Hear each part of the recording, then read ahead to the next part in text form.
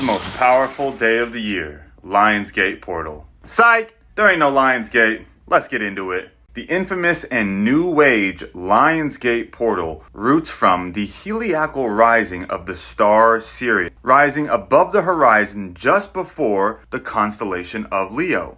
But here's the thing, because the precession of the equinox, this is not taking place at the same time anymore. It probably was 4,000 years ago, but not anymore. Here's why. This is the chart of the moment for tropical astrology, and we can see that the fixed star Sirius is inside of the constellation Cancer, not Leo. So why are they saying that Sirius is rising above the horizon just before Leo in Lion's Gate? Well, let's look at the sidereal chart and see if it lines up there. This is the sidereal chart of the moment, where we can see that the star Sirius is inside the constellation of Gemini, not Cancer, not Leo. So why are they saying that Lionsgate has to do with Sirius rising above the horizon just before the sun in Leo? Because of the precession of the equinox. The literal constellations, which is what sidereal astrology is based off of, are always precessing. They are always regressing. Every 2,000 years, there is a new sign behind the sun at spring equinox, aka the precession of the equinox. So about 4,000 years ago,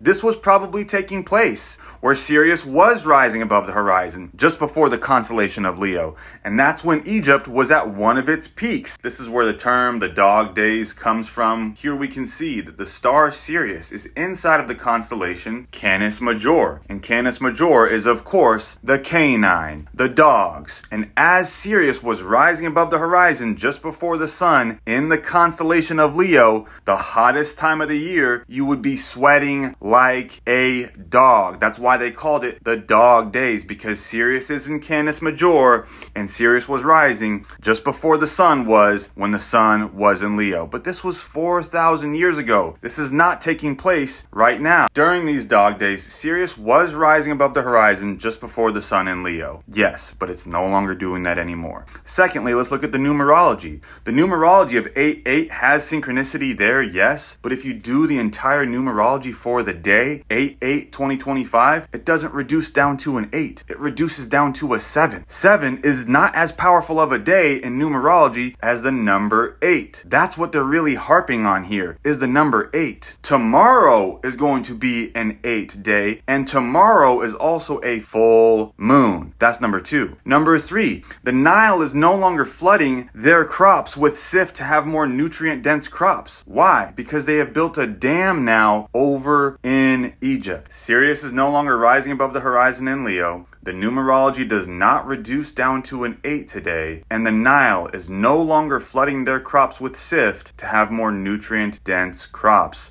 so that they could even eat and have food in a very desert-like area like Egypt. None of these things are taking place anymore, so there is no Lionsgate portal. But let's talk about what is important taking place this weekend. This is what's really going on today. Number 1, we got Saturn, Neptune, and Chiron all retrograde in the sign of Aries. And the ruler of Aries is Mars, who just now moved over into Libra, where it is in a fall. In addition to that, Mercury is still retrograde in Leo. In addition to that, Pluto is also retrograde, being stimulated by this full moon coming to culmination that will reach its peak tomorrow at 4 a.m. So if you were trying to harness this Lionsgate portal to manifest your dreams into reality, it's not today that you want to be working with. It's really tomorrow. Number 1, the numerology for tomorrow, 8/9/2025, reduces down to an 8, the most powerful number in single digit numerology. Why? Because the 8 mimics the infinity symbol, which is the path of the sun. That's why 8 is so powerful, because it mimics the infinity symbol. That's number 1. Number 2, it's the full moon in Aquarius. This full moon is stimulating Pluto, who was retrograde in Aquarius and setting the stage for the age of Aquarius for the next 2,000 years. That's where we're all going. Number 3, the moon is sextiling Chiron, the wounded healer, over in Aries. So you're healing those unhealed wounds. We got Pluto trining the ruler of Aquarius, Uranus, over in Gemini. You can see Pluto creating this big blue line from Aquarius over to Gemini where Uranus is. And they are both trining a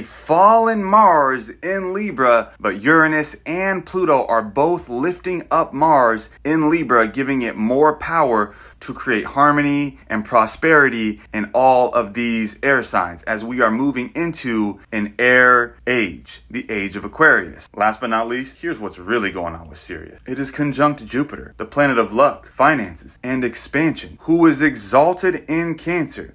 And Cancer is on the rising sign of Earth. The mantra for Cancer is I feel. So Jupiter is going to bring expansion to whatever you feel tomorrow. In addition to this second great benefic, Venus, the planet of beauty, balance, harmony, and pleasure. These two great benefics are coming together, conjunct Sirius, whom are all trining Lilith over in Scorpio on this full moon in Aquarius, with Pluto also retrograde in Aquarius, setting the stage for the age of Aquarius. As I said, tomorrow is an 8-day and a full moon. Make sure that you're feeling good and with people that you love. That's the true astrology and numerology for tomorrow. It's really tomorrow that you want to be focusing on. Today is not this Lionsgate, fake portal, new age, mystical thing that you're going to be manifesting from. Nah, everything is born through the moon in this realm, and tomorrow the moon reaches its peak in the sign of Aquarius. Make it a great day. You can book a reading on my website at vibetribe.com. The E's are 3. Peace.